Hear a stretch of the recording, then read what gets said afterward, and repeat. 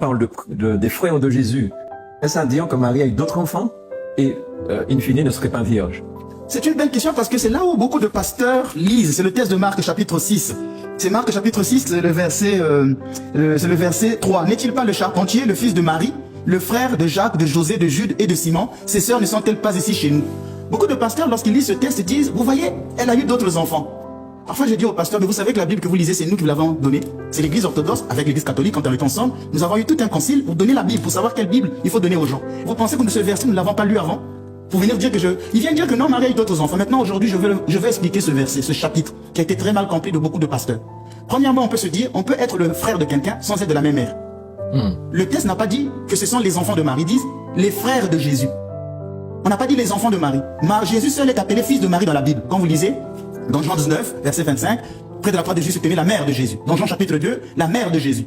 On n'a jamais dit la mère de Jésus et de ses frères. Donc on peut être frère de quelqu'un sans être de la même mère. Maintenant, je vais vous donner un chapitre qui prouve le contraire, toujours dans la Bible. Je ne veux pas m'écarter. C'est Jean chapitre 19, le verset 25 qui nous dit, près de la croix de Jésus se tenait debout sa mère et la sœur de sa mère. À la croix, on voit que Marie a une sœur. Près de la croix de Jésus se tenait debout sa mère et la sœur de sa mère, Marie, femme de Cléophas.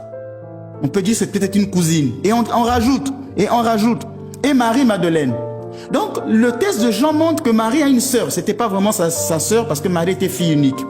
Alors, on dit qu'il a près de la croix se tenait sa mère. Mais que nous dit Matthieu 27, le verset 56? Matthieu 27, le verset 55 dit, il y avait de nombreuses femmes qui observaient de loin. Elles avaient suivi Jésus. Parmi elles se trouvait Marie-Madeleine. Or, Jean nous a dit que Marie-Madeleine se trouvait près de la croix. Et on dit Marie, mère de Jacques et de José. Or, le texte de Jean nous avait dit que près de la croix se tenait debout sa mère. Et là, on rajoute, Matthieu précise, c'est la mère de Jacques et de José.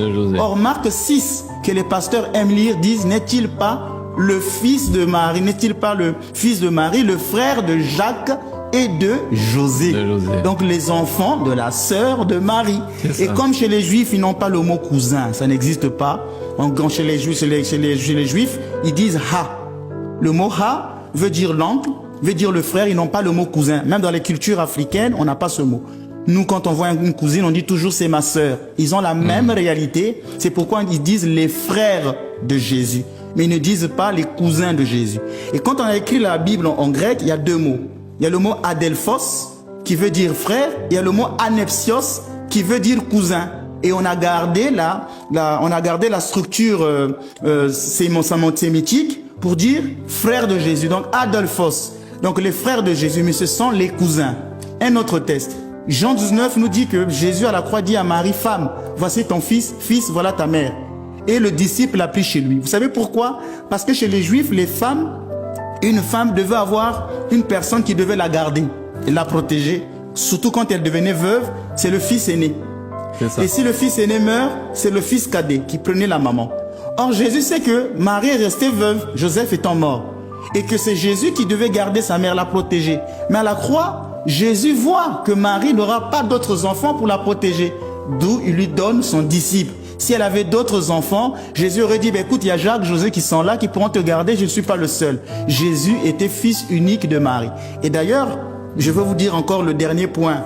Ce n'était pas concevable que Marie enfante d'autres enfants que Jésus lui-même. Parce que Jésus, c'est le roi. Et Marie, son trône, son sein est devenu le siège du roi. Et on ne s'assoit pas sur le siège du roi. Vous voyez dans des cérémonies, quand un chef d'État s'assoit sur une chaise, quand il se lève, même s'il est parti, c'est inconcevable qu'une autre personne vienne. C'est un manque de respect. Et nous qui avons vécu dans une culture où on respecte les aînés, parce qu'aujourd'hui, les jeunes d'aujourd'hui ne respectent plus ça.